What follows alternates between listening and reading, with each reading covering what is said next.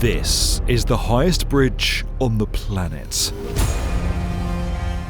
At 625 meters above the Huajiang Canyon in China, you'd have to climb to the top of this country's tallest building to get this far off the ground. Construction crews faced unstable mountain terrain and powerful winds in the race to open the structure earlier this year. But it's not only that it's dizzyingly high up. This structure features some of the most impressive bridge engineering I've ever seen.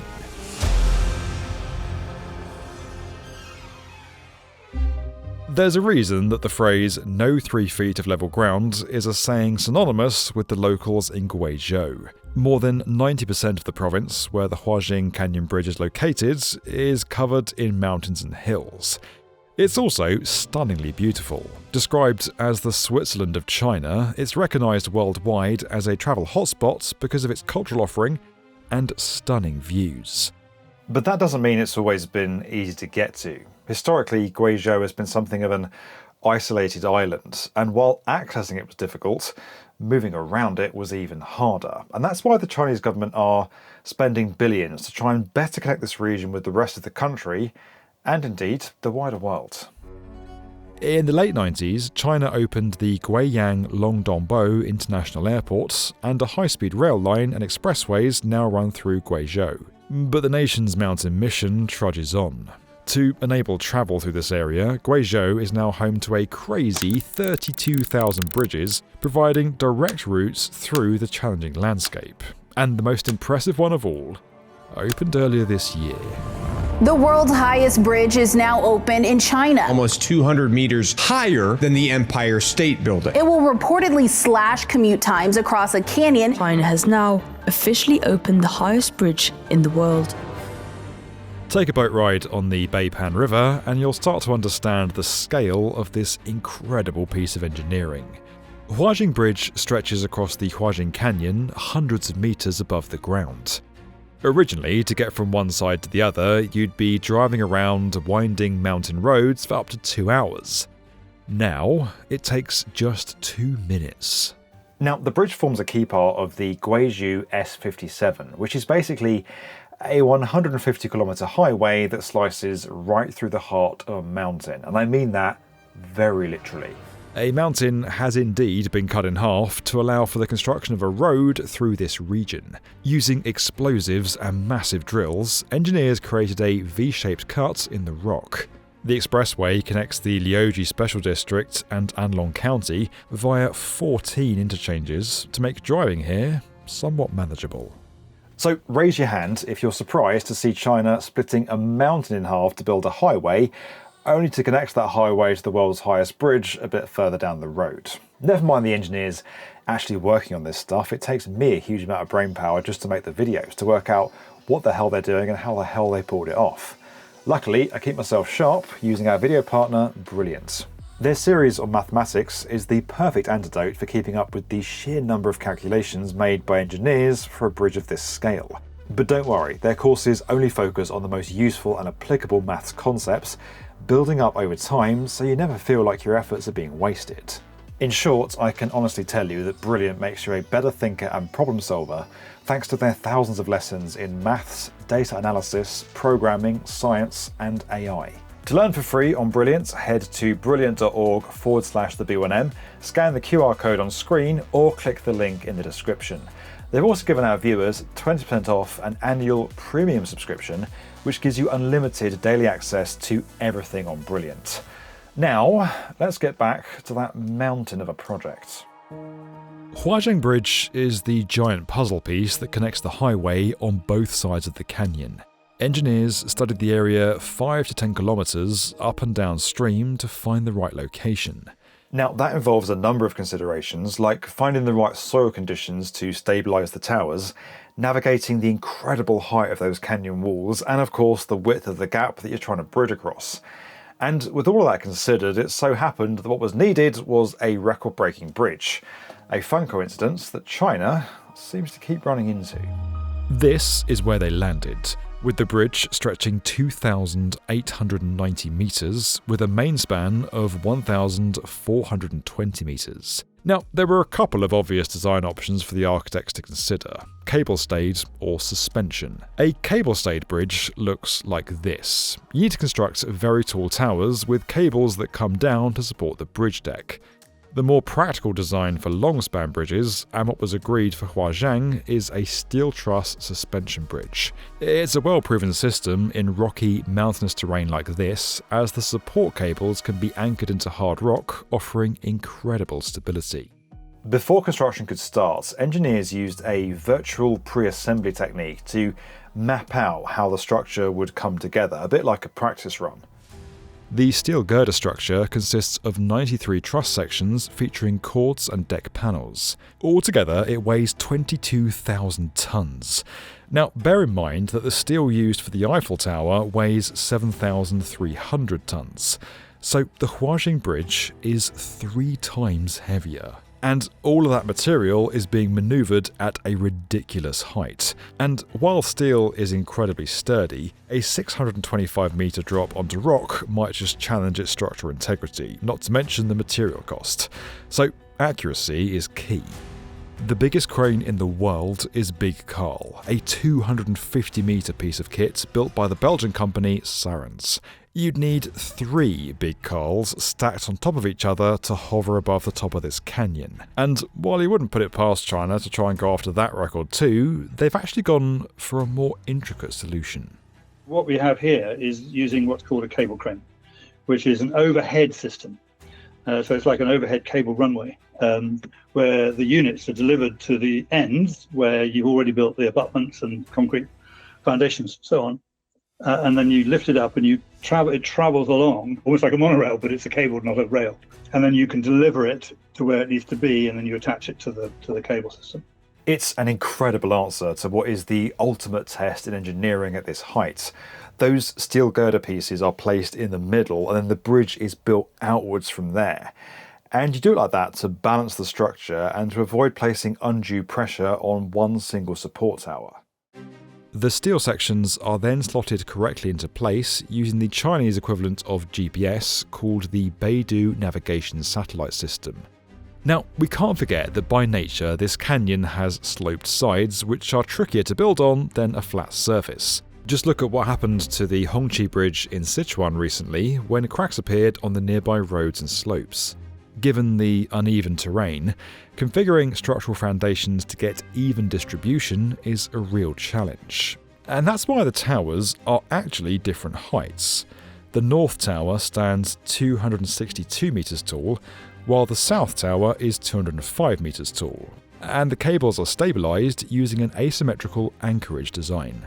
The mountainside is anything but symmetrical.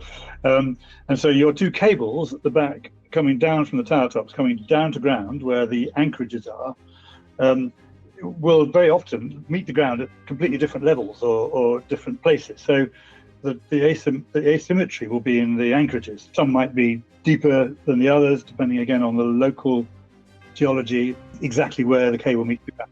Now, the landscape is the most obvious hurdle to overcome with the Huajiang Bridge. But what about when that landscape moves? While not known for facing the biggest earthquakes on the planet, Guizhou does experience some seismic activity. It's important that any bridge like this is ready for that eventuality, and as Ian explains, it was a key consideration. A bridge like this, a long-span bridge, of course, you've got the weight of the bridge deck, which is hanging there like a sort of glorified pendulum, and an earthquake comes along and it's going to try and move. Sometimes we use hydraulic devices, big sort of shock absorbers, if you like, at each end, so that they kind of absorb the movement and slow it down, but still allow the bridge to move under thermal change, for example, temperature change.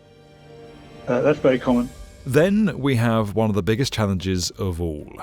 Whenever you build major infrastructure, the wind is right near the top of the list of challenges to overcome, not least when designing a bridge, and especially one standing this high above a massive canyon. The geographic formation of a canyon has a huge influence on wind patterns through something called the Venturi effect, named after the Italian physicist Giovanni Battista Venturi. And he found that when wind passes through a narrow passage, its speed increases and its pressure drops. It's often experienced between tall buildings in cities, and of course in a canyon like this, where there are narrow sections where wind gets trapped, its behaviour can be pretty volatile. Gusts are reported to reach staggering speeds compared to an express train. Now, regular viewers of the B1M are going to be familiar with the testing method. A certain amount can be done with a computer, but ultimately you really need to head to a facility with a wind tunnel. There, a scaled-down model of the bridge and its surrounding elements are subjected to recreated wind patterns to see how they perform. And while that might sound familiar, you might have heard of that bit before, what you may not have heard of is another system used on this bridge, Doppler LiDAR. Doppler is a system which we know from most familiarly when a siren goes past you, the pitch changes, and that's just the frequency shift when something's moving. LiDAR is a laser system for representing in three-dimensional space surfaces or voids, objects.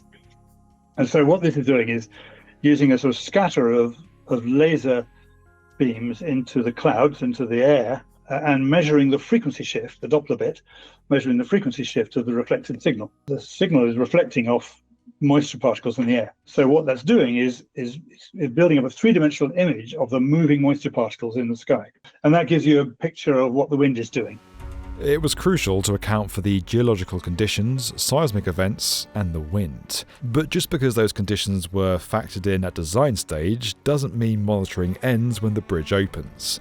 As strong as the cables are that support the great weight of the steel, they're under tons of strain. Engineers keep an eye on them by attaching fibre optic strands into the cables themselves.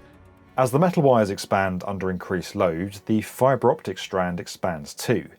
Then, by passing light down the fibre optic system, you can measure reflections and the extension using a fibre optic strain gauge. As you can imagine, it's crucial to keep an eye on the tension. After all, the cables are the most critical aspect of a suspension bridge. They're usually made using pre-formed parallel wired strands, where stacks of wires are bundled together and then collated into one big hole. And then, to connect all of the upper elements into place, you need to have a serious stomach for heights. A catwalk sits on top of the structure to allow workers to move about. Rather them than me. When you look along the river, you can see where the heights of engineering used to peak. Now we have extraordinary structures like the Huajiang Bridge costing up to $300 million and built in just 3.5 years. But while it is a record breaker, and that would usually come with a certain level of acclaim, this is just what China does. The country has more high-speed rail than anywhere else on the planet.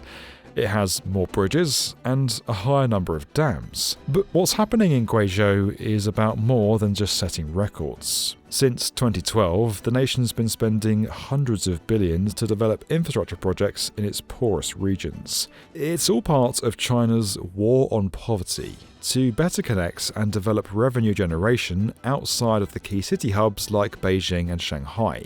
Although it's worth pointing out that Guizhou is part of China's Belt and Road Initiative, which is a strategy launched by the nation to create economic corridors around the world. China's keen to show how developed each section of the Belt and Road route has become. And that brings us back to why the Huajiang Bridge is a whole lot more than what it seems. This thing was first built with you, me, and the rest of the world in mind. Like bears to honey, China's hoping that Huajiang will become a tourism trap.